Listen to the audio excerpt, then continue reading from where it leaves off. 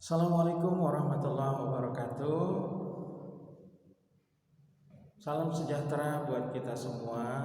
Om Swastiastu, Rahayu, Rahayu, Rahayu. Semoga Allah selalu memberkati kita semua.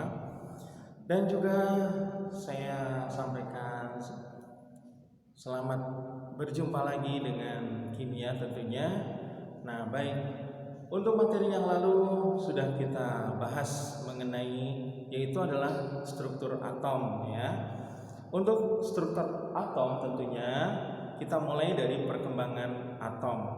Pada perkembangan atom kemarin sudah saya jelaskan mengenai yaitu adalah teori atom berdasarkan Democritus, kemudian teori atom berdasarkan Dalton, dan juga teori atom berdasarkan Joseph John Thomson atau J.J. Thomson.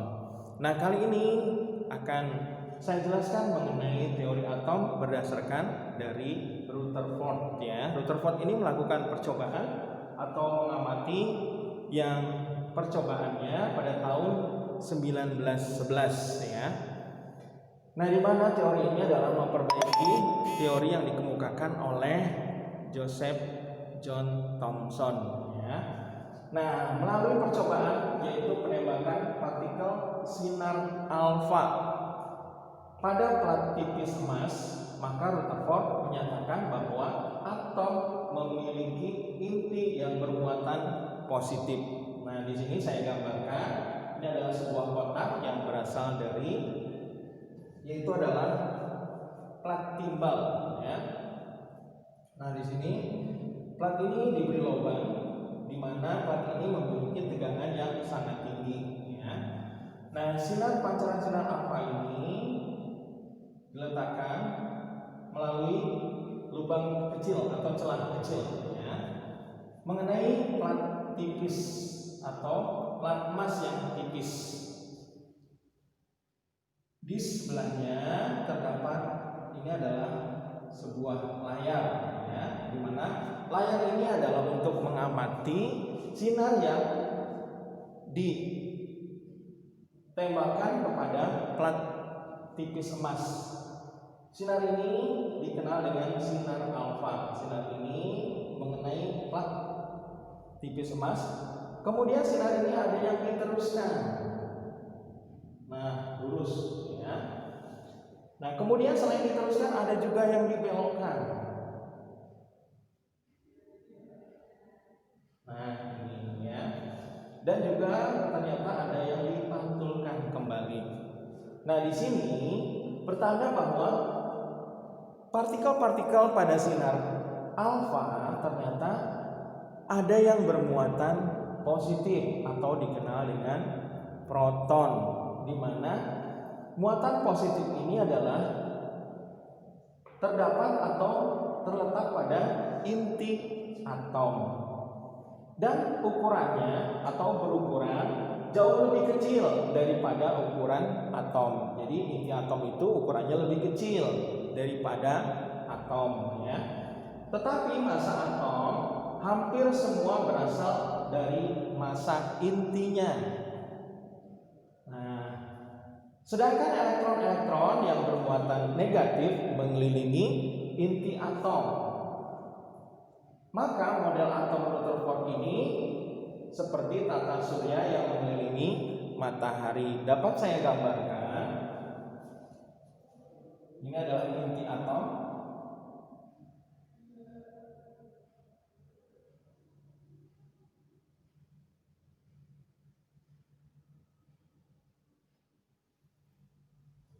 Nah, inti atom ini dikelilingi oleh elektron. Nah, ini inti atomnya dikelilingi oleh elektron ya, namanya inti atom.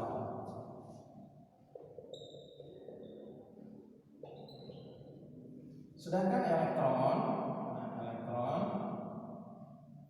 ini adalah elektron.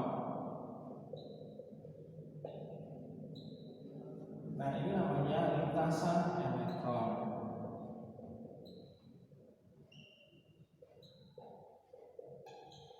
Nah, elektron-elektron itu mengelilingi ya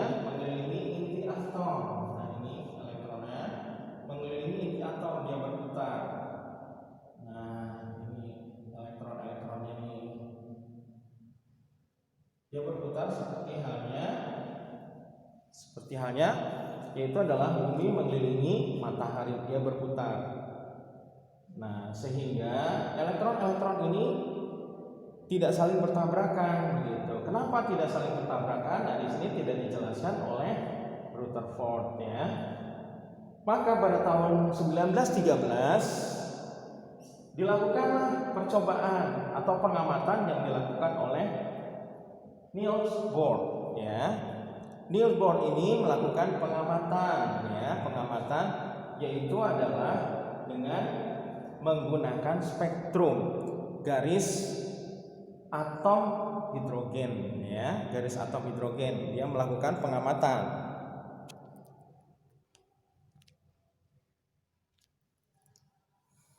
Nah, diamatilah oleh si Niels Bohr ini, ternyata apa yang disimpulkan dari Rutherford ini masih mengalami kelemahan karena suatu saat ini dapat jatuh kepada inti atom. Artinya elektron-elektron itu dapat jatuh kepada inti atom karena tidak dijelaskan bahwa di dalam gerakan tersebut ada gaya elektrostatis. Nah, itu tidak dijelaskan oleh Rutherford, jadi tidak dijelaskan.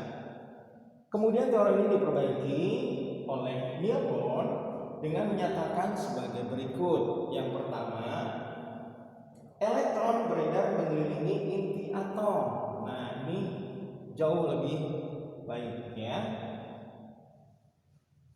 Pada lintasan berbentuk lingkaran pada tingkat energi tertentu dalam keadaan stasioner disebut dengan orbit atau kulit ya.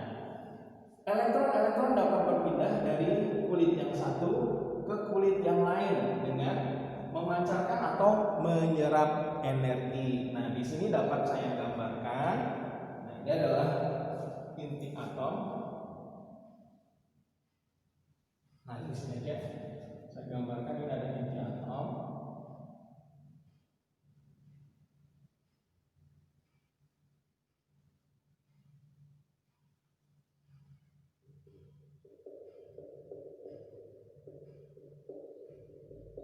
Nah, ini adalah inti atom, sedangkan elektron-elektron ini mengelilingi inti atom. Nah, ini ya. Jadi serasi elektron-elektronnya dan tidak bertabrakan karena dia sesuai dengan lintasan elektronnya. Nah, lintasan elektron ini yang berbentuk lingkaran ini, nah ini adalah dapat disebut juga dengan orbital atau orbit atau juga kulit atom ya. Di sini memiliki tingkatan energi. Nah, ini yang paling dekat dengan inti atom ini adalah N1.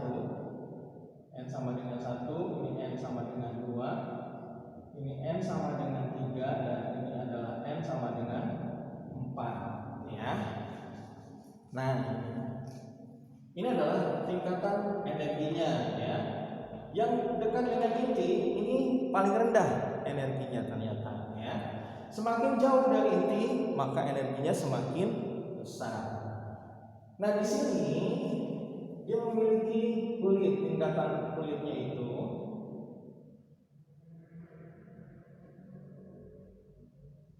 nah sama seperti di atas ya. Nah, ini N1 2,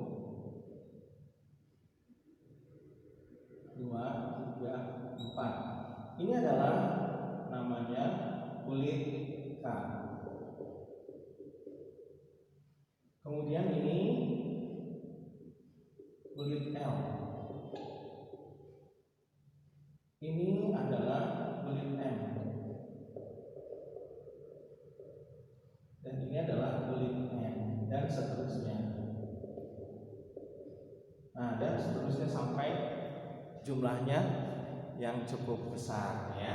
Nah, ini adalah namanya adalah tingkat energi, di mana energi ini dapat berpindah, misalnya dari energi 1 pindah ke tingkat 2 bisa, yaitu dengan caranya menyerap energi.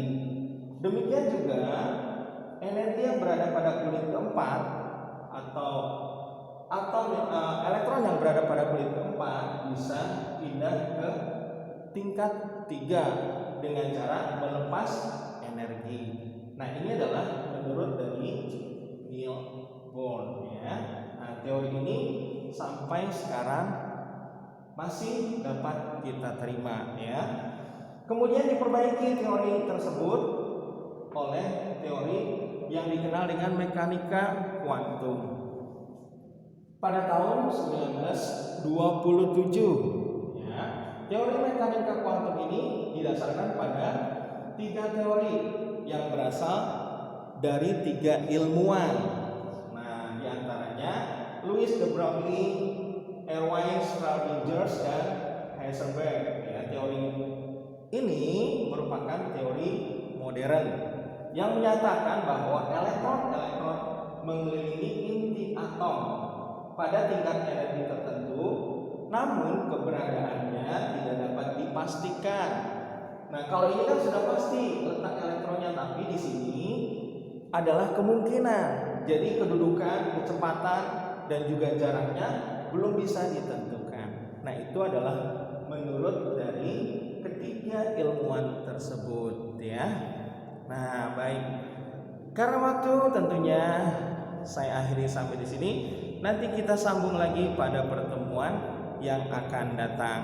Terima kasih. Assalamualaikum warahmatullahi wabarakatuh.